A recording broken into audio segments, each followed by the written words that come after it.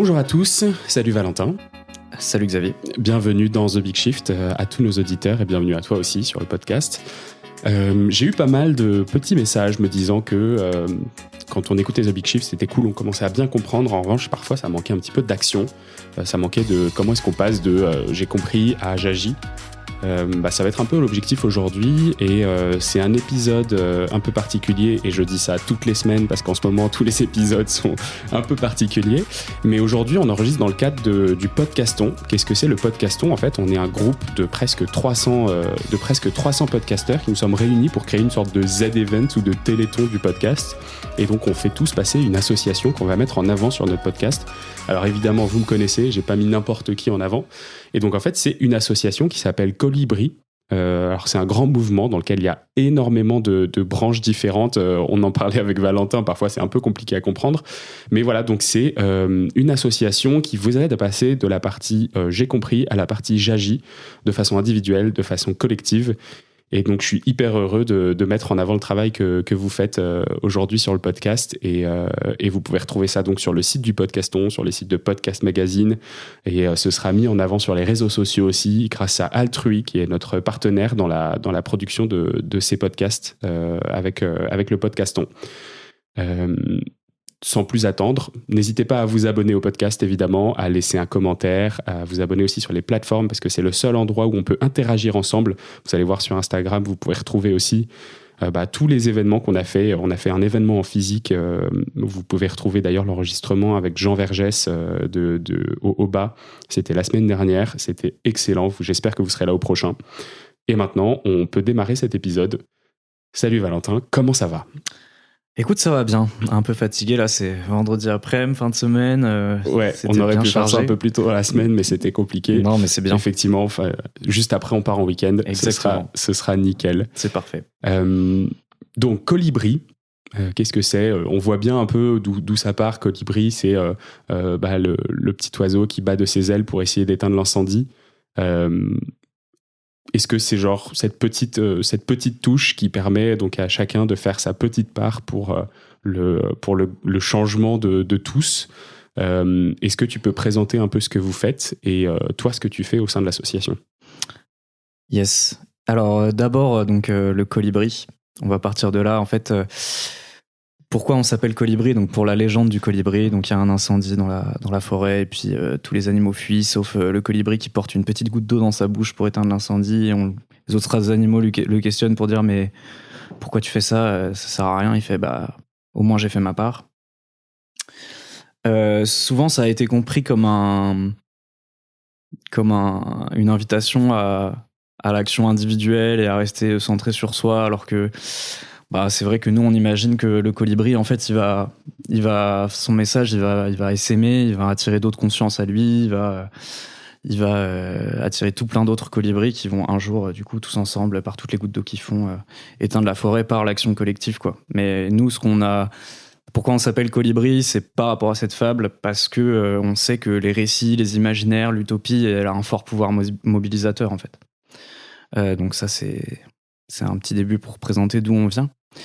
Et Colibri, donc c'est une association qui a été créée en 2007 par Pierre Rabhi, Cyril Dion, Isabelle Desplat et j'en oublie, il y a 2 autres cofondateurs. Je pourrais pas t'aider, en revanche les 3 premières personnes c'est du beau monde. Ouais. Non mais c'était des belles personnes et qui ont, je pense, contribué très fortement à sensibiliser l'opinion publique sur les questions écologiques. Je pense qu'il y a des millions de personnes qui considèrent qu'aujourd'hui la décroissance, l'écologie, prendre soin de l'humain, de la nature, en fait c'est plus des trucs farfelus de hippies, grâce à Pierre Rabhi, à Cyril Dion, aux messages qu'ils ont pu faire passer.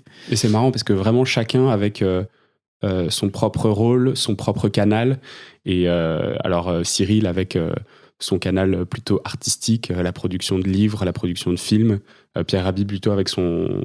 alors tu disais il était assez apolitisé, mais justement moi j'allais dire plutôt avec ses discours un peu de politique en soi, de transformation de la société. Je trouvais ça très... Moi j'avais l'impression, tu vois, de quelqu'un qui est très marquant et très présent dans le discours politique. Alors, nous, ce qu'on pense, en tout cas, ce que je voulais rajouter sur Pierre Rabhi, c'est que donc il a cofondé l'association, et puis en fait, il s'en est assez rapidement désengagé, pas par des intérêts, mais juste parce qu'il avait ses propres activités. Et nous, on a suivi notre chemin aussi. Et ce que je voulais dire, c'est que souvent, en fait, son message a été compris comme apolitique, alors que parler finalement de sobriété, parler d'éveil des consciences, de respect du vivant, en fait, c'est des choses profondément politiques. Oui, complètement. Et je pense que ce que nous, on a envie d'incarner Colibri, c'est ça a toujours été ce passage à l'action entre l'idée d'un récit et d'une sensibilisation à maintenant qu'est-ce qu'on fait, quoi.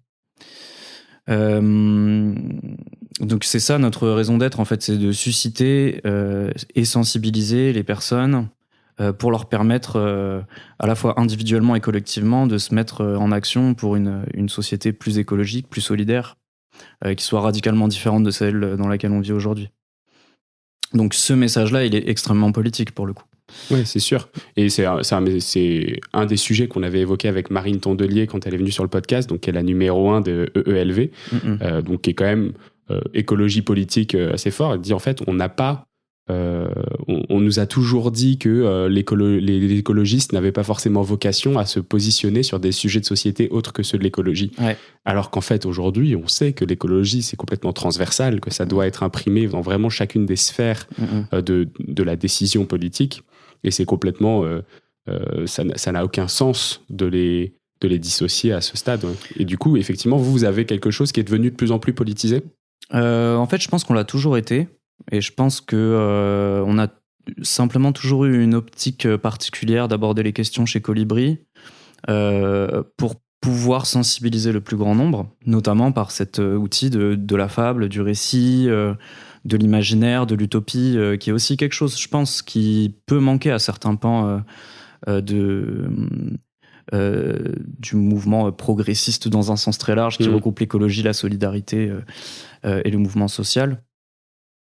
Et je me suis perdu, oui, sur cette question de l'écologie politique. En fait, oui, l'écologie, il y a rien de plus politique que l'écologie, en fait. Et depuis 50 ans, on le sait, en fait, André Gorz a sorti un texte magnifique qui s'appelle « Leur écologie est la nôtre », pour dire que l'écologie, c'est à la fois politique et c'est aussi un terrain de lutte politique, parce qu'il y a aussi des forces qui tentent de récupérer les messages écologistes pour des choses avec lesquelles on n'est pas forcément d'accord. Si on va sur le site de la BNP Paribas, on voit comment changer le monde, quelle est son empreinte carbone, réduire sa consommation, blablabla. En fait, derrière, ça finance ACOP et un truc qui est un désastre écologique et humain, quoi. Donc ça, c'est une question qui est profondément politique. Et nous, celle aussi qu'on va mettre sur la table, parce qu'on aura l'occasion d'en reparler, mais aujourd'hui, Colibri, on se centre sur la question du territoire. C'est vraiment... on a envie d'accompagner, de porter des projets à l'échelle territoriale, à l'échelle d'une commune, d'une intercommunalité, qui ont des effets importants sur toutes les parties prenantes à l'échelle d'une commune. Et cette question de territoire, de comment on crée du local, elle est aussi très politique. Elle est reliée à l'écologie. Et pourquoi elle est politique ? Parce qu'elle peut aussi facilement être récupérée, trustée par, pour le coup, une autre force politique qui n'est pas la nôtre, qui est l'extrême droite, par exemple. Qui parle de localisme, qui parle de territoire, qui parle de racines, qui sont des termes, en fait, qui pourraient parler un peu à tout à chacun, mais en fait, dans la même optique que le greenwashing, en fait, ils récupèrent aussi des termes qui sont profondément humanistes, qui sont ouverts, qui sont inclusifs, pour en faire des trucs un peu putrides et fermés. On aura l'occasion d'en reparler, parce que, voilà, comme tu disais, c'est un enjeu politique, et quand on regarde le paysage politique français, pas seulement les élus, pas seulement les élections, au sens large, on voit qu'il y a une montée, en fait, de discours haineux, sur laquelle on peut pas vraiment être muet, quoi. Surtout, nous qui allons nous concentrer, Colibri, sur cette question du territoire, comment on vit chez soi, etc. Tout de suite, c'est des questions qui interrogent sur à qui appartient ce territoire, comment il y vit, qui est-ce qu'on accepte, comment. Et en fait, qu'est-ce qu'un territoire ? Exactement. Quelles sont les relations que les êtres vivants entretiennent au sein de ce territoire ? Exactement. Et quelle est la propriété du territoire ? Tout à fait, exactement. Bon, on se disait juste avant l'interview, c'est des termes qui sont très liés au travail de Bruno Latour sur l'émergence d'une classe écologique. D'ailleurs, si c'est un livre, un mémo que vous n'avez pas lu, je vous le conseille grandement. Alors, c'est un philosophe, Bruno Latour, donc parfois c'est peut-être un petit peu difficile à appréhender, mais c'est un mémo qui vaut vraiment la peine d'être lu pour comprendre la difficulté qu'a eu la classe écologique politique à s'imposer et à créer une sorte d'hégémonie culturelle qui permette à chacun de s'identifier en tant qu'écologiste au-delà de classe socio-économique classique gauche-droite. Et c'est très très intéressant, je trouve, sur ce parallèle avec ces territoires-là. Ouais. Et je pense, tu vois, un autre auteur qui est un peu dans la même veine, hein, mais plus ancien. Gramsci, il parlait de culture, en fait, de comment on impose aussi des thèmes et on ancre des thèmes dans le débat, dans les imaginaires collectifs. Je pense que Colibri a largement contribué à faire ça aussi, d'instiller chez les gens l'idée que la décroissance, c'est cool, que prendre conscience des enjeux écologiques, c'est pas effrayant, en fait, ça ouvre tout un tas d'imaginaires qui sont hyper positifs aussi. Et ça a été beaucoup le travail de Cyril peut-être dans l'association, puisque il est très connu pour travailler sur les niveaux récits, sur ce qui est désirable, sur les futurs souhaitables, au travers de ses films, au travers de ses livres aussi. Qu'est-ce qu'il a apporté là-dedans ? Complètement, il a beaucoup contribué à ça. Pierre Rabhi aussi, hein, en ayant toujours en fait l'envie de proposer quelque chose qui ne se substitue pas, mais qui complète certaines autres analyses politiques qui sont celles des luttes, qui sont celles de l'affrontement, de la confrontation, de proposer aussi un imaginaire de ok, qu'est-ce qu'on construit à côté, qu'est-ce qu'on construit contre, qu'est-ce qu'on construit avec les élus, les acteurs, les habitants, donc des nouvelles manières d'habiter, des nouvelles manières de cultiver la terre, des nouvelles manières d'interagir les uns avec les autres, des nouvelles manières de consommer et produire de l'énergie. En fait, toutes ces questions-là, de montrer des solutions en fait concrètes et des utopies déjà là, qui suscitent aussi l'action, quoi. Et encore une fois, ça se complète plus que ça se substitue à d'autres types de récits qui sont ceux... moi, c'est quelque chose qui me tient à cœur aussi. Et qui tient à cœur à Colibri, d'instiller aussi l'idée qu'on est dans un mouvement commun du progrès humain, de la solidarité et de l'écologie. Bon alors, très intéressant, j'adore cette conversation. On me reproche parfois de ne pas être assez concret. Ouais. Bon, alors rentrons dans le concret. Yes. Et puis en plus, c'est un peu l'objectif de cet épisode du podcaston, c'est de comprendre un peu ce que vous faites et puis d'essayer de motiver des personnes à s'intégrer aussi à votre association. Qu'est-ce qu'il y a dans le mouvement Colibri ? Comment est-ce que c'est réparti ? Sur quoi est-ce que vous travaillez de façon concrète ? Est-ce que tu peux m'expliquer tout ça ? Yes. Le mouvement Colibri, donc on a énormément d'activités comme tu l'as dit, mais globalement on peut les résumer dans le sens de sensibiliser. On produit des films, on produit des écrits, on produit des vidéos, on produit un magazine qui s'appelle 90 degrés. Voilà. Donc là, c'est une partie plutôt média. Voilà. Donc grand public. Exactement. Quand tu dis vous produisez des films, c'est effectivement les films en partenariat avec Cyril Dion. Typiquement Demain. Mais on a coproduit par exemple des ouvrages aussi. On a une collaboration avec Actes Sud. Ok. Avec lesquels on édite un livre par an. On a. Tu sais quel est le dernier livre qui a été. Ok. On a une activité de relier, c'est-à-dire mettre en commun les bénévoles, animer le réseau de bénévoles pour les soutenir dans leurs activités de groupes locaux. Donc en fait, eux, ils font plein de choses, nos groupes locaux, ils sont très indépendants et ils ont leur vie propre, et donc ils organisent des festivals, ils organisent des ciné-débats, ils organisent des formations. Ils organisent des journées de sensibilisation. Enfin voilà, ils sont impliqués dans les AMAP, ils sont impliqués dans des assos, ils font des maraudes. Voilà, ils font plein de choses comme ça. Et donc, il y a une autre, enfin, il y a plein d'activités, mais globalement, c'est ça. Et donc, moi, je m'occupe aussi de l'activité donc, de la société apprenante de l'Université des Colibris, c'est-à-dire former des gens, les faire monter en compétences et susciter leur entrée dans l'action sur plein de sujets qui sont ceux de Colibri. Donc, il y a la permaculture, il y a les outils libres, donc c'est-à-dire des outils numériques qui ne sont pas Google, Amazon, Facebook, etc. Je vais être un peu plus concret juste après. Le zéro déchet, la création d'un éco-village, comprendre les institutions démocratiques, comprendre ce que c'est la démocratie. Voilà, j'en oublie sûrement plein. À qui ça s'adresse tout ça? Eh bien, ces MOOC-là, en fait, ils s'adressent au public le plus large possible. Souvent, c'est des gens qui viennent à nous parce qu'ils ont entendu parler de Pierre Rabhi, parce qu'ils ont entendu parler du film Demain, parce qu'ils ont vu une projection débat animée par Colibri, et du coup, ils sont dans un questionnement par rapport à tout ça, et ils veulent en savoir plus. Ils ont un bout de jardin chez eux, et ils veulent faire de la permaculture, et ils savent pas par quel bout commencer. Ils se rendent compte qu'ils produisent trop de déchets, que c'est un enjeu mondial, et du coup, ils ont à la fois envie d'agir directement, se sentir un peu utile chez eux. Et ça, on s'en rend bien compte en ce moment. On est en plein. La réforme des retraites vient d'être votée définitivement, mais donc on est en plein dans les grèves des éboueurs à Paris, en tout cas. Oui.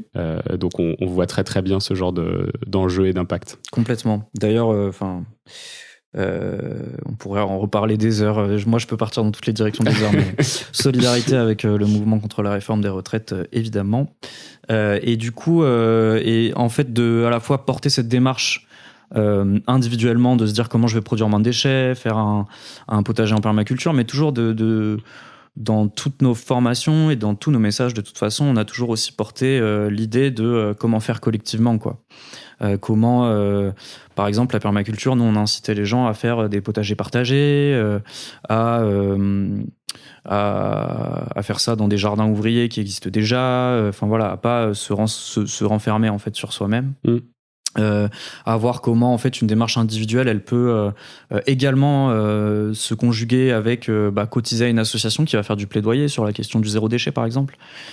Les outils libres, idem, donc la question de comment... Juste avant, du coup, pour la partie université, sous quel format est-ce que ça se présente, comment est-ce qu'on peut y accéder?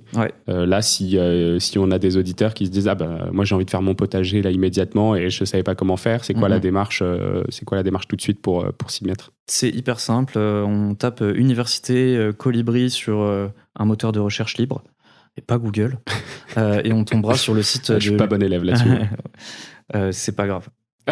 Merci pour ta gentillesse. Non, mais et en fait, on tombe sur le site de l'Université des Colibris, et là-dessus, on a tous les MOOC. Donc, les MOOC, c'est les formations massivement en ligne gratuites sur lesquelles on peut aller. Et puis, en fait, il y a un MOOC, c'est une trentaine d'heures, en gros, de cours, de formations qui sont c'est de l'éducation populaire, en fait. C'est gratuit, c'est accessible, il n'y a pas de prérequis à l'entrée. Et donc, sur ce site, on trouve toutes ces formations-là sur permaculture, zéro déchet, outils libres. Vous avez mis du temps à les créer, ces formations?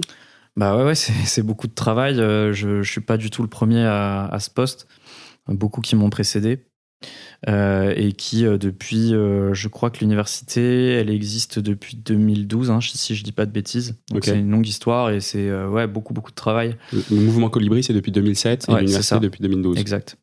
Et quand je dis que c'est beaucoup de travail, c'est aussi beaucoup de travail parce que, encore une fois, en fait, les questions de sobriété, de passage à l'action sur des sujets écologiques, de permaculture, en fait, en 2007-2010, on est un peu seul à les porter, alors qu'aujourd'hui, c'est des sujets très consensuels, quoi. Après, à nuancer, parce qu'il y a aussi d'autres gens qui portent un message décroissant depuis longtemps. Mais je pense qu'on a beaucoup contribué à vulgariser des formations sur la permaculture, sur comment entrer dans l'action, quoi. Ça, pour le coup... on a un côté pionnier, ouais. Bravo là-dessus. Vous avez des stats un peu sur le nombre d'étudiants que vous avez eu ou le nombre de certifiés au fur et à mesure de vos MOOC? Ouais. Alors, des personnes qui sont passées par les formations du MOOC, une formation MOOC de l'université, on en a depuis sa création jusqu'à nos stats, elles s'arrêtent en 2022, on a à peu près 150 000 personnes. D'accord, ok. Qui se sont formées sur diverses MOOC. Alors, donc, on a les MOOC. C'est essentiellement quoi? Je ne sais pas si vous avez eu des liens avec ces gens-là, mais c'est quoi? C'est des reconversions pro? C'est plutôt des gens qui se disent vas-y, dans mon ton perso, j'ai envie de me former sur ce sujet? Ouais, on a vraiment de tous les publics pour le coup qui sont venus. On a beaucoup des gens qui sont en questionnement sur effectivement la place de leur travail, qu'est-ce que je vais faire de ma vie, est-ce que je suis vraiment utile, et qui se posent ce genre de questions. Après, c'est normal, enfin, c'est des gens qui ont été sensibilisés au message de Colibri, donc forcément, quand ils viennent chez nous, c'est qu'ils se posent des questions. Ouais. Mais on n'a pas vraiment je dirais qu'on n'a pas vraiment de profil type. Si ce n'est que je pense, comme beaucoup d'associations et acteurs de l'écologie, on touche assez peu des publics très précaires, ou en tout cas qui sont dans une grande situation de précarité, parce que déjà c'est des formations en ligne, donc il faut avoir internet, un ordinateur, c'est pas forcément donné mais ça, c'est des sujets hyper intéressants et que j'ai pas assez abordés, et effectivement il y a une grosse je dirais quelque chose qu'on dit beaucoup sur les écolos, c'est que c'est un truc de bobo, de riche, et je vais discuter avec Ferris Barkat, je sais pas si tu vois qui c'est. On en parle de temps en temps là. Et du coup, il va venir pour discuter de comment est-ce qu'on fait pour parler de climat en fait dans les banlieues, là où tu vas pas dire à quelqu'un de pas prendre l'avion quand il l'a jamais pris, là où tu vas pas dire à quelqu'un de pas chauffer à 18 ou 19 quand en fait il arrive déjà pas à chauffer à ces niveaux-là. Et donc, comment est-ce que tu fais pour rendre un sujet qui soit universel, encore plus universel, quand tu as l'impression déjà de parler à tout le monde alors que tu t'adresses à une minorité de personnes. Donc ça va être hyper intéressant et ça résonne bien avec ce que tu dis là. Ouais, complètement. Enfin, tu vois, la dernière fois on discutait avec le mouvement Colibri, on discutait avec l'ANCT, l'Agence nationale à la cohésion des territoires, donc une administration de l'État qui s'occupe cohésion des territoires, donc en fait de rééquilibrer ce rapport entre certains territoires qui sont très très riches et puis d'autres qui sont très très pauvres, pour aller très très vite, et notamment parmi ces quartiers qui ont des difficultés, il y a les QPV, les quartiers politiques de la ville, donc c'est des quartiers identifiés par l'État comme concentrant tout un tas de problématiques sociales, économiques, et qui nous disait quelque chose qui est extrêmement vrai en fait, et ce que tu disais aussi, en fait, moins on est riche, moins on pollue, et donc c'est pas à eux qu'on va faire la leçon, quoi. Ils sont déjà sobres, sauf qu'ils le sont pas par choix, quoi. Et la question, c'est aussi comment, mais dans un sens large, en fait, comment on sensibilise ces gens à la question écologiste, mais en fait à toutes les questions qui leur permettent d'avoir des clés de compréhension du monde, quoi, aussi, et puis de rentrer dans l'action collective sur ces sujets-là. Peut-être par d'autres biais que de changer leur comportement, pour le coup. Voilà. Donc on a bien parlé de l'université, très accessible, n'hésitez pas franchement à aller sur Université Colibri. Moi j'ai commencé un MOOC du coup sur la partie potager permaculture, trop bien. C'est très bien fait. Qu'est-ce qu'il y a comme autre partie, parce que vous avez encore d'autres propositions de valeur chez Colibri? Quelles sont les dernières articulations de l'association? Attends, je rajoute juste un truc. On travaille aussi, on a aussi une formation sur les outils libres. Et ça, je voulais en parler, ça, un peu. Qui est à la fois, du coup, on a des formations qui sont pour nos bénévoles, et puis on a aussi une formation pour les entreprises et les organisations, où on accompagne des structures à passer à des outils qui sont pas ceux des GAFAM. Globalement, quand on est une association ou une entreprise, on utilise Outlook, on utilise Google Drive, c'est hyper pratique, c'est hyper simple, sauf que quand c'est gratuit, c'est vous le produit, et en fait, du coup, ces organisations, elles se financent en récupérant vos données personnelles, en les exploitant, les vendant à des publicitaires, etc. Nous, on prône à la fois un Internet dégafamisé, où on utilise des outils qui sont libres, qui sont hors des GAFAM, qui sont non lucratifs, qui sont aussi collaboratifs, sur lesquels chacun peut amener un petit peu de sa patte personnelle pour les améliorer. Et on a également un autre projet qui est un peu en lien avec les outils libres, que développe aussi Colibri, qui s'appelle le projet Click. Donc c'est un projet c'est un peu le circuit court des internets. Ok. L'idée, c'est au lieu d'avoir des énormes centres de serveurs qui vont consommer énormément d'énergie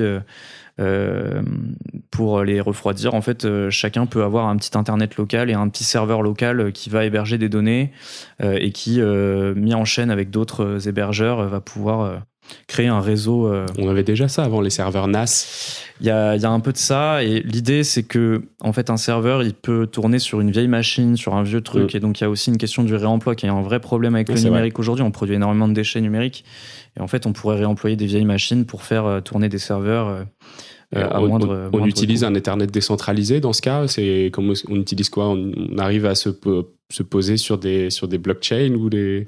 En fait, il y a de l'hébergement, donc de l'auto-hébergement d'un site web, par exemple, c'est une des utilisations possibles.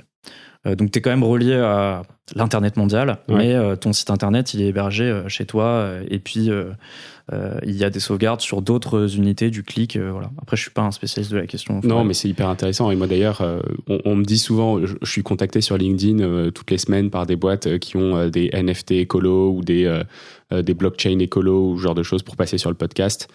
Et très difficile pour moi de savoir. Bon, la plupart du temps, faut pas déconner, c'est du greenwashing. En revanche, il y a peut-être des applications qui vont dans le bon sens et j'aimerais bien les découvrir et j'aimerais bien pouvoir en parler. Et pour le moment, c'est quand même pas hyper évident. Écoute, on pourra te brancher avec à la suite avec. Sans mauvais jeu de mots.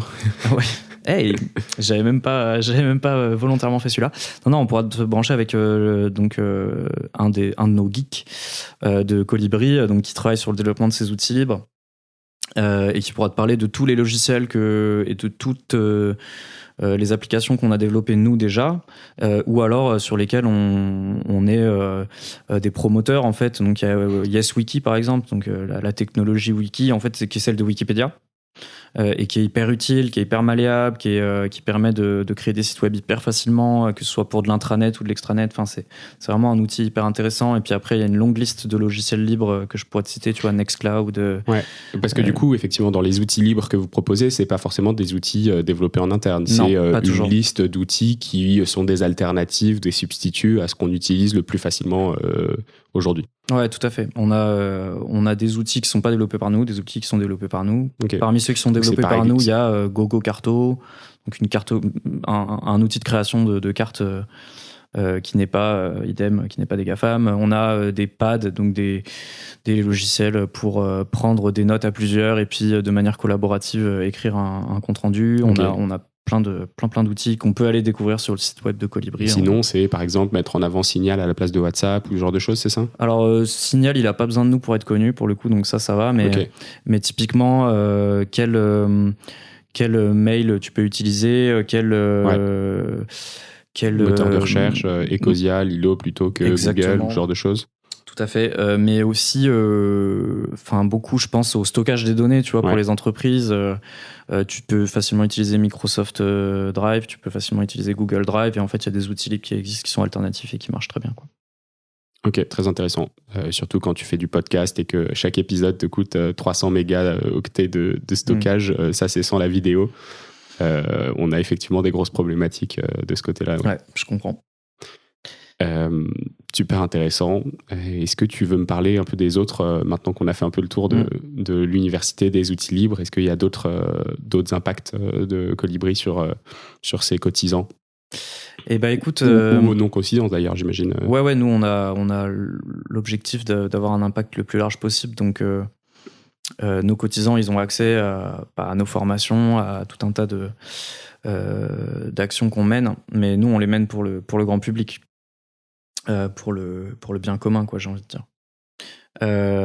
Donc en gros, là, Colibri, les autres actions qu'on mène, et ça, finalement, pour les aborder toutes, ce que je pourrais faire, c'est de parler du MOOC qu'on est en train de développer, le prochain, là, qui va s'appeler Révolution locale, au pluriel. Ok. Avec le R entre parenthèses, parce que c'est aussi des évolutions locales et pas forcément une révolution dans le sens où on peut l'entendre. Donc en fait, qui va aborder cette question qui est un petit peu la nouvelle orientation stratégique de Colibri. Nous, l'idée, c'est 3 choses. Colibri, on a envie de rentrer dans une nouvelle ère qui regroupe une nouvelle échelle d'action. Donc pousser notre communauté a à faire des projets qui sont pas seulement individuels, pas seulement collectifs, mais qui sont aussi des projets qui vont avoir des retombées sur tous les gens d'une commune, sur tous les gens d'un territoire donné, sur tous les gens d'une intercommunalité, etc.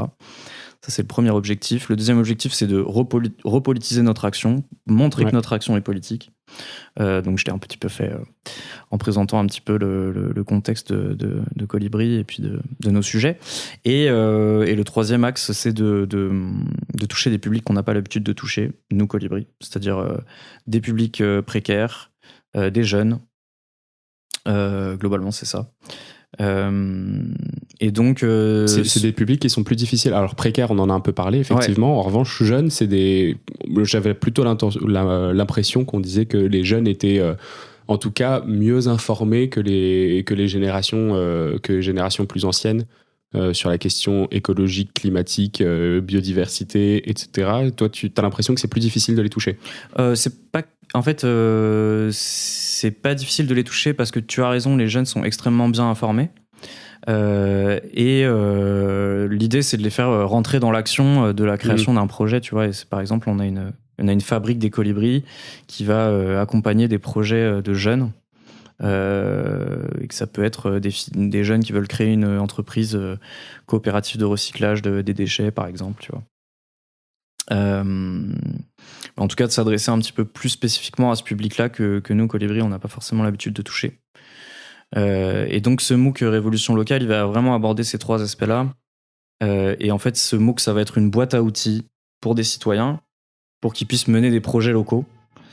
Typiquement, comment je fais en tant que citoyen pour susciter la création de circuits courts qui vont alimenter les cantines. Mon enfant, il est à la cantine, j'ai envie qu'il mange bio, j'ai envie qu'il mange local.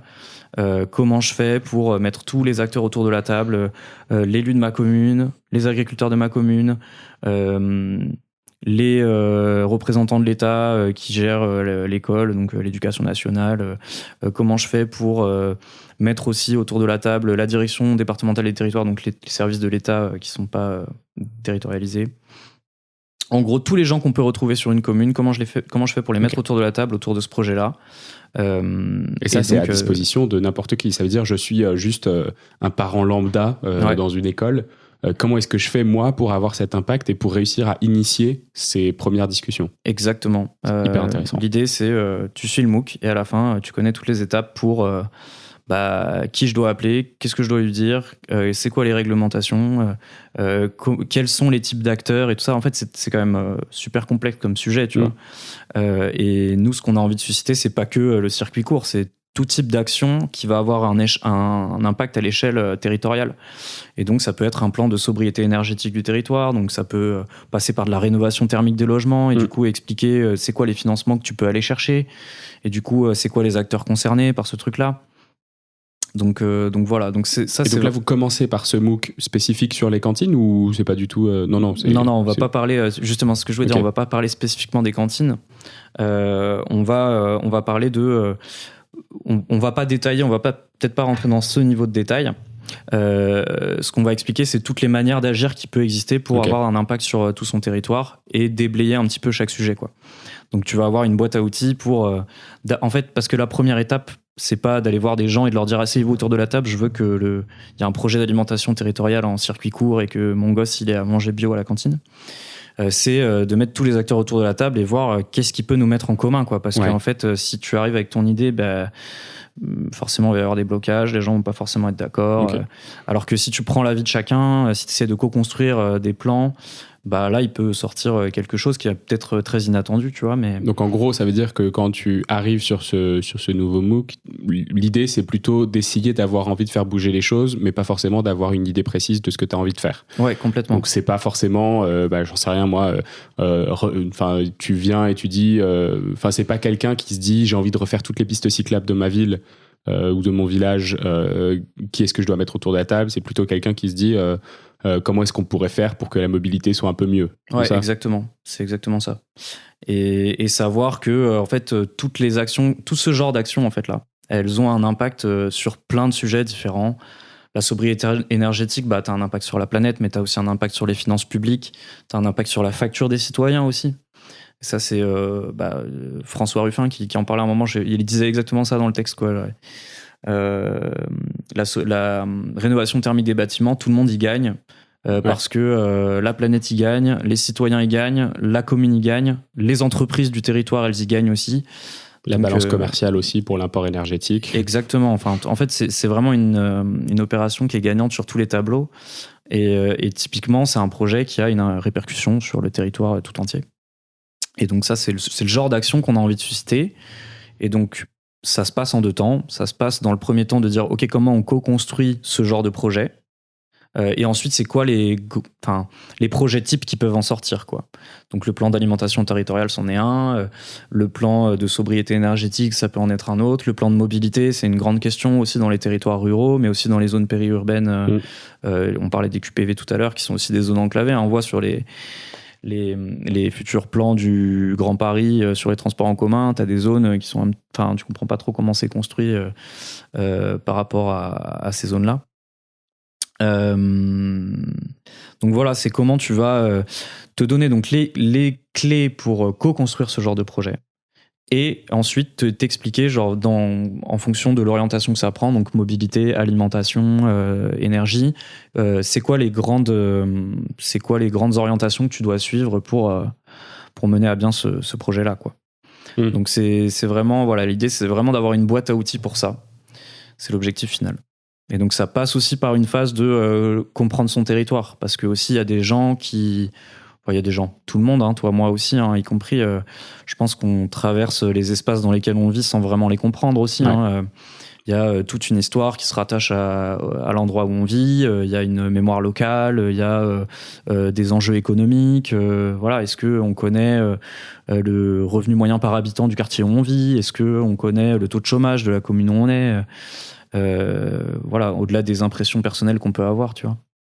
Est-ce qu'on connaît, quand on habite dans un territoire très rural ou en lointaine périphérie, tu vois, je sais pas, pense au Pays Basque par exemple, tu vois, est-ce qu'on connaît l'histoire particulière qu'a notre territoire par rapport à l'État centralisateur français, tu vois.